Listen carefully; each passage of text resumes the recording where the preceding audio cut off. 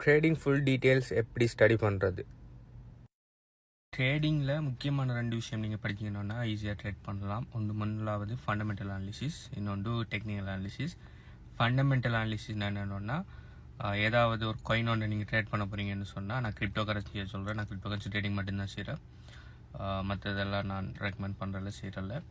So நீங்கள் fundamental analysis செய்யணும்னு சொன்னால், அந்த காயினை பற்றி செக் பண்ண, அந்த காயின் உண்மையிலேயே ஒரு பொட்டென்ஷியல் இருக்கிற காயின் தானா நீங்கள் ட்ரேட் பண்ண போகிறதுங்கிறத பார்க்குறது. இந்த 4 கால் செல்லப்பிராணியிட பேரில் இருக்கிற காயின் எல்லாம் ஃபண்டமெண்டலி ராங்கான காயின்கள். ஓகே, மீமி காயின்ஸ் எல்லாம் ட்ரேட் பண்ணாதீங்க. ஓகே, ஸோ அப்படி நான் ஆல்வேஸ் ட்ரேட் பண்ணதை ரெக்கமெண்ட் பண்ணவே மாட்டேன். அப்படி ஃபண்டமெண்டலி கொஞ்சம் நார்மலான இதுகளை நீங்கள் ட்ரேட் பண்ண போகிறீங்கன்னா கரெக்டாக ஸ்டாப் லாஸ் இல்லாமல் ட்ரேட் பண்ணாதீங்க. ஓகே, அடுத்த விஷயம் ஃபண்டமெண்டல் அனாலிசிஸ் எப்படி பண்ணணும், நம்மளாவது அந்த காயின் என்ன ப்ராப்ளத்தை சால்வ் பண்ணுதுன்னு பாருங்கள். ஓகே, ஸோ அதுக்கு ஒரு பர்பஸ் ஒன்று இருக்கான்னு பாருங்கள். அதோட ஃபவுண்டர்ஸ், அதோட முக்கியமான டீமாக்கள்லாம் என்ன செய்கிறாங்கன்னு பாருங்கள். அடுத்தது அந்த காயின் இந்த டோக்கனாமிக்ஸை பாருங்கள். அந்த ஃபவுண்டர்ஸ், அந்த டீமோட அந்த இது பேக்ரவுண்ட், அவங்களோட லிங்க்டின் ப்ரொஃபைல், அவங்க இதுக்கு முதல்ல என்ன ப்ராஜெக்ட்ஸில் ஒர்க் பண்ணியாங்கன்னு பாருங்கள். அடுத்தது அந்த காயினை சோஷியல் மீடியாக்களை, ட்விட்டர், டிஸ்கோர்டில் பாருங்கள் எந்த அளவுக்கு அந்த காயினில் என்கேஜ்மெண்ட் இருக்குங்க. அதாவது எந்த மாதிரி அந்த பீப்புள் அந்த காயினை பற்றி கதைக்காங்க, பேசுகிறாங்க, ரீட்வீட் பண்ணுறாங்க அவங்களோட சோஷியல் மீடியா பிளாட்ஃபார்ம்லன்னு சொல்லி அதில் பார்த்து அந்த காயினுக்கு உண்மையிலே ஒரு பொட்டென்ஷியல் இருக்குதாங்கிறத முதல்ல செக் பண்ணணும். அதுதான் ரெண்டாவது டெக்னிக்கல் அனாலிசிஸ்னால் அது கேண்டில்ஸில் மூமெண்ட்டுகளை பார்த்து ட்ரேட் எடுக்கிறதுக்கு பெஸ்ட்டான என்ட்ரி பாயிண்ட்ஸுகள், ட்ரேடில் இருந்து வெளியில் வரத்துக்குரிய பெட்டரான எக்ஸிட் பாயிண்ட்டில் கண்டுபிடிக்கிறது தான் டெக்னிக்கல் அனாலிசிஸ். இப்போ ஃபண்டமெண்டல் அனாலிசிஸ் பண்ணி செக் பண்ணிட்டீங்க, ஃபண்டமெண்டலி ஒரு காயின் குட்னு சொல்லி விளங்கிட்டு இருந்தோம்னா அதுக்கு பிறகு டெக்னிக்கல் அனாலிசிஸ் பண்ணணும். டெக்னிக்கல் அனாலிசிஸ் பண்ணுறதுக்கு ஆயிரக்கணக்கில் வேஸ் இருக்குது. ஓகே, அதில் சில நீங்கள் ட்ரேடிங் வியூங்கிற அந்த பிளாட்ஃபார்மில் தான் அநேகமாக டெக்னிக்கல் அனாலிசிஸ் பண்ணுவாங்க. நீங்கள் ட்ரேடிங் வியூவில் செய்யக்குள்ள அதில் ஃப்ரீ இண்டிகேட்டர்ஸ், பெய்டு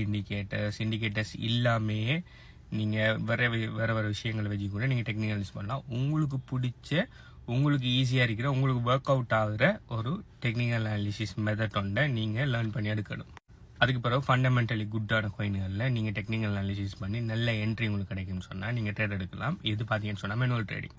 இன்னொரு வகையான, அதாவது இன்னொரு மெத்தட் ட்ரேடிங்கில் பொட் ட்ரேடிங்னு சொல்லி, பொட் ட்ரேடிங்கில் பார்த்தீங்கன்னு சொன்னால் நீங்கள் ஃபண்டமெண்டலாக உங்களுக்கு நல்லா பிடிச்ச காயின்களில் பொட்டை கனெக்ட் பண்ணி அது என்ன செய்யும் ட்ரேட் பண்ணும். ஸோ மெனுவலாக நீங்கள் டெக்னிக்கல் அனாலிசிஸ் பண்ணதோட பொட்லேயே சில ஸ்ட்ராட்டஜிஸ் இருக்கும். அதில் ஃபேமஸான நார்மலான ஸ்ட்ராட்டஜி இல்லைன்னா கிரிட் ஸ்ட்ராட்டஜி, மார்டிங்கல் ஸ்ட்ராட்டஜின்னு சொல்லி டிசிஏ ஸ்ட்ராட்டஜி எல்லாம் இருக்குது. அதெல்லாம் எல்லா எக்ஸ்சேஞ்சிலையும் கிடைக்கும்.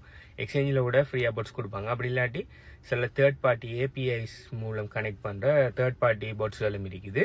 ஸோ அந்த பொட்டுகளில் நார்மல் ஸ்ட்ராட்டஜியை அதுக்கு ஏஐ போட்டு வச்சுருப்பாங்க, ஏஐ ட்ரேடிங் ஸ்ட்ராட்டஜிகள். அப்படி இல்லைன்னு சொன்னால் அவங்களுக்குன்னு சொல்லி ஓன் ட்ரேடிங் ஸ்ட்ராட்டஜி வச்சு ஏஐ எல்லாம் இம்ப்ளிமெண்ட் பண்ணி வச்சுருப்பாங்க. நீங்கள் பெஸ்ட்டான ஒரு நல்ல ட்ரேடிங் போட்டை செலக்ட் பண்ணி அந்த ட்ரேடிங் போட்டை உங்களோட எக்ஸ்சேஞ்சோட கனெக்ட் பண்ணி ஏபிஐ மூலம் ட்ரேட் பண்ணலாம்.